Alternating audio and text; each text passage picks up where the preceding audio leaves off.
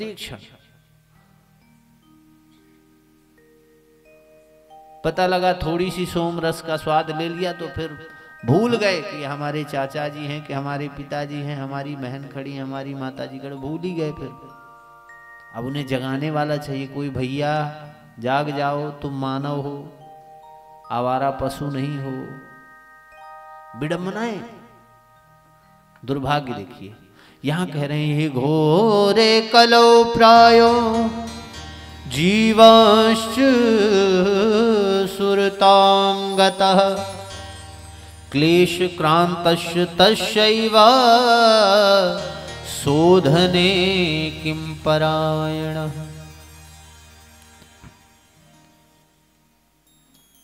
हे सूत जी महाराज, हे गुरुदेव भगवान, मानव जो अपनी मानवता को छोड़कर दानवता की ओर अग्रसित हो गया है, उस भटके हुए मानव को पुनः मानव कैसे बनाया जाए। संसार में प्रत्येक जीव प्रत्येक क्षण केवल उदर पोषण को ही अपना लक्ष्य बनाकर पेट भरने में ही लगा है। बस सुबह से शाम जगने से बस यही टेंशन, पैसा कहां से आए। बस जगे, नींद खुली, आंख मीचते हुए सीधा एक बात का टेंशन है, उदर भरने का माध्यम जुगाड़ ढूंढो, पैसा कहां से आए। इसके अलावा कोई दूसरा चिंतन ही नहीं है उसके जीवन में। ऐसी परिस्थिति में जीवों का कल्याण कैसे होगा। हे गुरुदेव भगवान, आप कृपा करें। यदि गुरु कृपा कर देना तो कुछ भी असंभव नहीं है। गुरु कृपा कर दें तो। बड़ी विनम्रता पूर्वक सौनक जी महाराज सूत जी के सामने समक्ष हाथ जोड़कर प्रार्थना कर रहे हैं, हे गुरुदेव भगवान,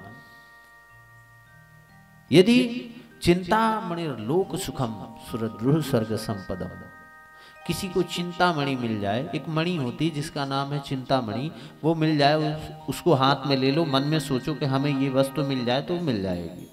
किसी को कल्प वृक्ष मिल जाए, उसके नीचे बैठ के आप सोचो कि हमें ये फलानी वस्तु मिल जाए, उसे मिल जाएगी। तो चिंतामणि, कल्प वृक्ष, स्वर्ग के जितने सुख हैं उन सुखों को हमें प्रदान कर सकती है। पर यदि चिंतामणि और कल्प वृक्ष से कहिए कि हमें भगवान से मिलवा दो, हमें भगवान का दर्शन करा दो, तो वो नहीं करा सकती। वो सामर्थ्य केवल और केवल आप में है। गुरुदेव भगवान कृपा करिए, आप कृपा करके भगवत कथा को श्रवण कराइए।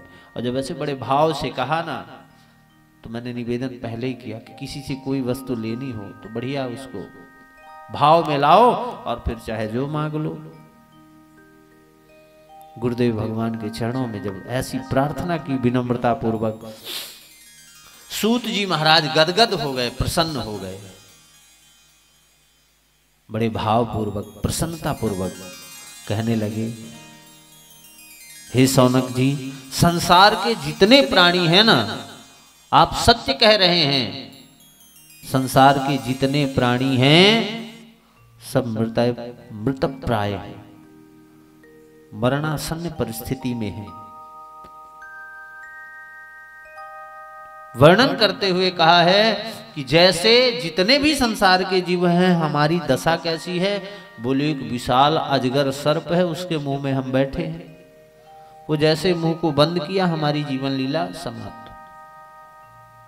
काल के गाल में बैठे हुए हैं, काल ब्याल मुखग्रास त्रास निर्नाश हेतवे। काल रूपी अजगर के मुख में बैठकर, काल के मुख में बैठकर सब ताल ठोंक रहे हैं। और ताल ठोंकते हुए क्या कह रहे हैं, हम तुम्हें कल देख लेंगे, खबर नहीं पल की और बात करें कल की। क्षण भर का भरोसा नहीं, हम कल तुम्हें देख लेंगे। आज तुमने हमें आंख दिखाई, कल तो हम तुम्हारी आंख ही निकाल लेंगे। और रात में टपक गए तो क्षण भर का भरोसा नहीं है।